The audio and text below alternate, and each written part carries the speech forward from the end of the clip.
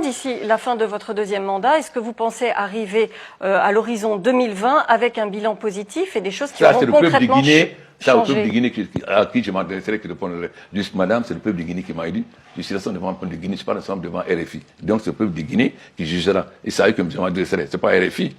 On ne me parle de mon bilan. Moi, je me parle de mon bilan devant mon peuple. Peut-être s'il y a des gens qui ont des complexes de vous, qui pensent qu'il faut qu'ils vous fassent la cour pour le peuple, moi, c'est à mon peuple que je m'adresse. Et c'est mon peuple qui gérera mon bilan. Ce n'est pas RFI. En tant que président africain, j'ai dit aux chefs d'État africains, nous ne sommes pas des complices. Nous ne sommes pas un syndicat de chefs d'État. Nous devons dire les 4 vérités. Je l'ai dit publiquement à l'Union africaine, tout le monde a entendu. Mais ça ne vous intéresse pas. Non, mais si, vous avez dit aussi... Ce qui vous intéresse, c'est venir en Guinée avec des idées arrêtées. Non. Quand vous dites que la Guinée n'a pas... Mais madame, je suis choqué de vous entendre dire que la Guinée n'a pas J'ai bien entendu, monsieur le Président. J'ai bien entendu. Je suis choqué.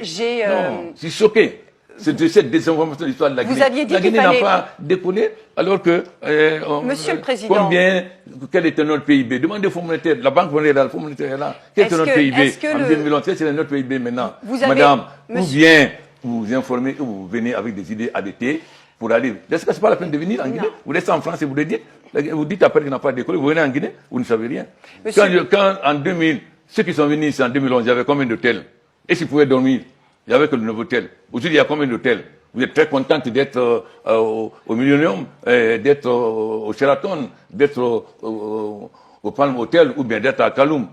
Si vous venez en 2011, il y avait ça. Vous, en Guinée, n'a pas vous, il y avait ça. Aujourd'hui, vous êtes très content d'avoir des hôtels où vous pouvez dormir comme à Paris. Et vous venez me dire, la Guinée n'a pas décollé. Mais non, madame. Si vous êtes venu avec des idées, vous êtes venu avec des idées arrêtées, alors partez avec vos idées arrêtées.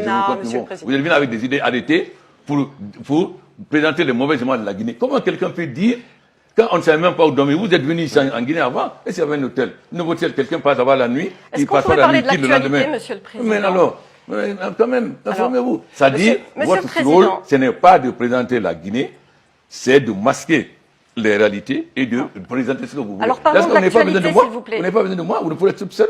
Vous ne rêvez pas, c'est bien un chef d'État africain qui parle. Le professeur Alpha Condé, président de la République de Guinée, a décidé face aux journalistes des médias français RFI, TV5 et Le Monde de mettre les pieds dans le plat. Cette interview passée inaperçue pour certains marquait pourtant le début de la fin d'un vieux complexe entretenu pendant longtemps par certains chefs d'État africains vis-à-vis des médias occidentaux.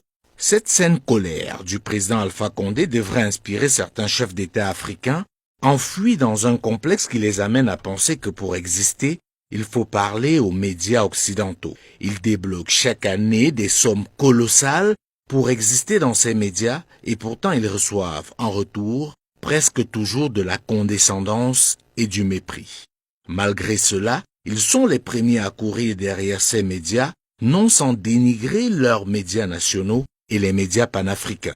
Ils se plaignent pour ce qui est de l'Afrique francophone de RFI et de France 24, mais sont les premiers à leur faciliter l'installation dans leur pays, à leur donner tous les scoops, à leur ouvrir toutes les portes.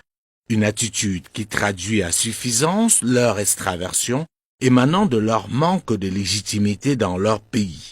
Pour eux, il est plus important d'être bien vu à Paris qu'à Yaoundé, Abidjan, Libreville ou encore Brazzaville. Merci, Monsieur le Président, de nous avoir reçus ici à Conakry, d'avoir répondu à nos questions, parfois de façon un peu vive et compliquée. Non, parce que vous êtes venu déformer l'histoire de la Guinée. Non, Monsieur le Président. Non, madame, vous n'êtes jamais venu en Guinée, vous dites que la Guinée n'a pas... Vous êtes venu déformer l'histoire de la Guinée. Il y a toujours une première fois, Monsieur le Président. Vous êtes libre. De toute façon, madame, je vais vous dire, ce n'est ni TV5, ni RFI qui va décider du destin du peuple de la Guinée. Le peuple de la Guinée, c'est où il va. Et non, vous pensez que peut-être votre journal, vous pensez que peut-être c'est la... parce qu'il y a beaucoup de chefs d'État qui vous courent après. Vous pensez que moi, je dis que le peuple de Guinée sait ce qui se passe chez lui. Et je n'ai aucun complexe. Je n'ai aucun complexe des journaux français ou américains ou chinois. Si cette posture d'Alpha Condé pouvait être partagée par plus de chefs d'État africains, notamment francophones, ce serait un bon début pour que les médias occidentaux respectent un peu plus les chefs d'État africains et abordent les questions africaines avec moins de légèreté et d'a priori.